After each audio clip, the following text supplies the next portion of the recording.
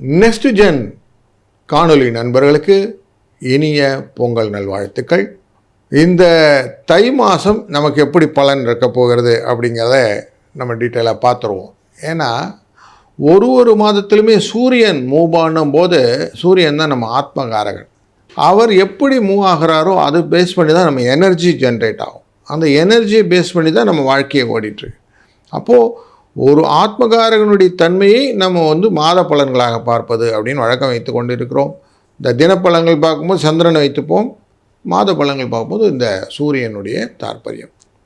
இந்த சூரியன் மகர ராசிக்குள்ளே போகிறார்.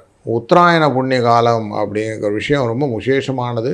ஏன்னாக்க தேவர்களுக்கு பகல் பொழுது ஸ்டார்ட் ஆகிடுதுன்னு அர்த்தமாயிடும். அப்போது சுறுசுறுப்பாக பல விஷயங்கள் உருவாகும் அப்படின்னும், காலபுருஷ தத்துவத்தினே 10வது இடமான கர்மஸ்தானத்துக்குள்ளார சூரியன் போகிறார். அந்த இடத்துக்கு போகும்போது நேச்சுரலி எல்லாருக்கும் தொழில், வருமானம், ஆதாயம் இதை பற்றின விஷயங்கள் எல்லாம் இருக்கும் இல்லையா, அதெல்லாம் நல்லா ஜென்ரேட் ஆகிறதுக்கான வைப்ரேஷன் கிடைக்கும். அப்படிங்கிறதுனாலையும் இந்த தை மாதம் ரொம்ப உன்னிப்பாக நம்மளால் பார்க்கப்படும். அதுவும் இந்த வாட்டிக்கு சூரியன் சுக்கிரன் சேர்க்கையோடு இருப்பார் மகர ராசியில். தை மாதம் வரும்போது லக்னாதிபதியாக இருக்கக்கூடியது தனுர் மாதத்தில் தான் வரும். ஆனால் தனுவில் 6 மணிக்கு வர்றதுனால அந்த இடத்துல இருக்கும். அங்கே செவ்வாய் புதனும் சேர்ந்து இருப்பார்கள். ராகு 3ஆம் இடமான கும்பராசிக்குள்ளர, மீன ராசிக்குள்ளர சனி பகவானும், வக்கரகதியிலே மிதுன ராசிக்குள்ளர குருவும், சிம்ம ராசிக்குள்ளர நமக்கு கேதுவும் அமர இந்த கோச்சாரம் அப்படிங்கிற விஷயத்தில் இந்த கிரகங்கள் மூமெண்ட்டோட தை மாதம் பிறக்கிறது. தை பிறந்தால் வழி பிறக்கும் சார் அப்படின்னு நிறைய சொல்லுவோம் இல்லையா. ஏன்னா வளர்ச்சியை நோக்கிய பாதைகள். 3ஆம் இடம் லக்னத்திலிருந்து பார்க்கும்போது முயற்சி ஸ்தானத்தில் பெரிதாக திங்க் பண்ணணும்னு எண்ணங்கள் வரும். தன லாபத்தை கொடுக்கக்கூடிய ராகு அப்படின்னு எடுத்துக்கலாம். தனக்காரகனான குருவினாலும் பார்க்கப்படுகிறார். அப்போது எல்லா விதத்திலும் நல்ல வளங்களை கொடுக்கக்கூடிய ஒரு சூழ்நிலை இருக்கிறது. அதனால தொழிலிலே எதிர்பாராத விருத்திகள் கிடைக்கும் அப்படின்னு எடுத்துக்கணும்.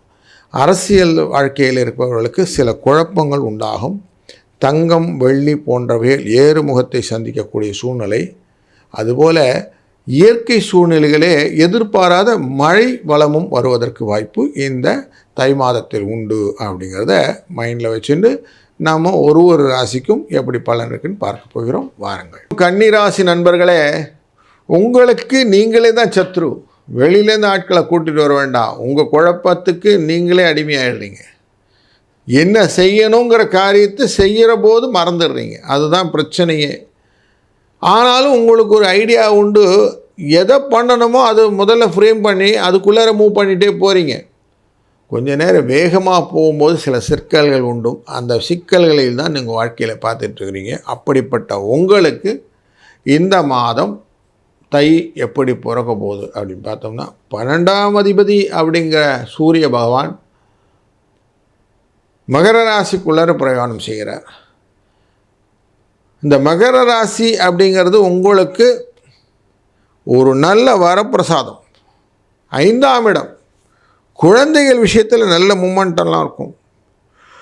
கொஞ்சம் யோசித்து செய்தீர்களானால் வெற்றி கிடைக்கும். இந்த அவசர கதியில் அள்ளித்தளிப்பதுன்றது வேண்டவே வேணாம். மெதுவாக செஞ்சாலும் உருப்படியாக செய்யணும்னு வாங்க. அதுதான் இந்த மாதம் நீங்கள் ரூலாக எடுத்துக்கணும். அவசரம் படையல் அப்படின்னு சொல்லுவாங்க. நார்மலாக காரிய தாமதத்துக்கு அக்செப்ட் பண்ணிக்கணும். பரவாயில்லைங்க, மெதுவாக செய்யலாங்க, ஒன்றும் அர்ஜென்ட் இல்லைங்க அப்படின்னு சொல்லிட்டு அந்த டைம் ஃப்ரேமே கொஞ்சம் தள்ளி வச்சு பண்ணுங்கள். இந்த மாதம் தான் அட்வைஸ் பண்ணிங்கன்னா என்ன ஆகும்னா, உங்களால் உருப்படியாக எல்லா காரியத்தையும் பண்ண முடியும். இல்லைன்னா எடுத்த காரியம் நின்று போயிடும். தொழில் அப்படிங்கிற இடத்துல இடப்பெயர்ச்சிகள், பிரயாணங்கள் எல்லாம் கொடுக்கக்கூடிய இடத்துல கேந்திரஸ்தானத்துக்குள்ளே இருக்க குருவின் பார்வை 4ஆம் இடத்துல இருக்குது. சுகஸ்தானத்து மேலே விழுகுது. அங்கே செவ்வாயும் புதனும் இருக்கிறாங்க. உங்கள் ராசிநாதன் புதன் இருக்கிறார், அவர் மேலே விழுகுது. இந்த ராசிநாதன் மேலே பார்வையை குரு திணிப்பதனாலே பக்தியுடன் இருப்பீர்கள். உடல் அசதிகள் இருந்தாலும் பக்தி வராது. தேவையற்ற வார்த்தைகள் எல்லாம் வரும். ஸ்பெல் அவுட் ஆஃப் ராங் வேர்ட்ஸ்ன்னு சொல்லுவோம். அப்படி எல்லாம் வரும். அதை அங்கேயே கண்ட்ரோல் பண்ணிவிடுங்க. அதனால் என்ன ஆகும், சண்டை சச்சரவுகளை குறைச்சிடலாம். வம்புகள், வீண் வம்புகள், விதண்டாத வாதங்களை அங்கேயே நிறுத்திவிடலாம். இதுதான் குரு பார்க்க நமக்கு ஹெல்ப்பு. குரு பார்க்குறதுல என்ன பெனிஃபிட்னு சொன்னால், நமக்கு என்னெல்லாம் ஐடியா வருதோ ஒருத்தர்கிட்ட போய் கேட்டுக்கணும் இல்லையா? அப்படி கேட்டுட்டு செஞ்சிங்கன்னா சரியாகப்படும். சுக்கிரனுடன் சேர்ந்த சூரியன், 2ஆம் இடத்துக்காரரோடு சேர்ந்த சூரியன் அப்படி மனசில் வச்சுக்கோங்க. அப்போ உங்களுக்கு எந்த வழியிலையும் நீங்கள் லாபத்தை உங்கள் களத்திர மூலியம் பெற்றுக்கொள்ளலாம். அவங்களும் ஏதோ சொல்லுவாங்கல்ல, கொஞ்சம் கேட்டுக்கணும்ல அப்படின்னு கேட்டுக்கிடுங்க.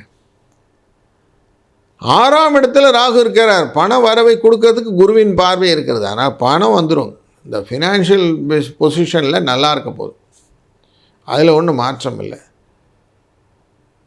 அதே போல் 5ஆம் இடத்துக்கு 6க்கு உரியவர் தான் இந்த கலத்திரத்துக்கு உட்கார்ந்துருக்கிற சனி பகவான். அவர் மூலியமாகவும் குழந்தைகள் மூலியம் நல்ல மகிழ்ச்சிகள் எல்லாம் வரப்போகுது. இந்த மாதம் கொஞ்சம் நல்ல எனர்ஜியெல்லாம் கொண்டு வாங்க. அந்த எனர்ஜியோடு போங்க. ரன் வித் எனர்ஜின்னு சொல்லுவோம். அப்படி எல்லாத்தோட எனர்ஜியோடு போனீங்கன்னா இந்த மாதம் உங்களுக்கு நல்ல சந்தோஷத்தை கொடுக்கும். இல்லைன்னா எப்படின்னா ஒரு மூடியாக மாற்றி விட்றோம். ஏதோ இருக்குது, ஏதோ நடந்துக்கிட்டு இருக்குது, எதை கேட்டாலும் விரக்தியாக ஒரு எண்ணம். அதை கொஞ்சம் மாற்றுங்க. உங்களை நீங்கள் மாற்றிக்கொள்ளக்கூடிய ஒரு நல்ல வாய்ப்பு இந்த மாதத்தில் உண்டு.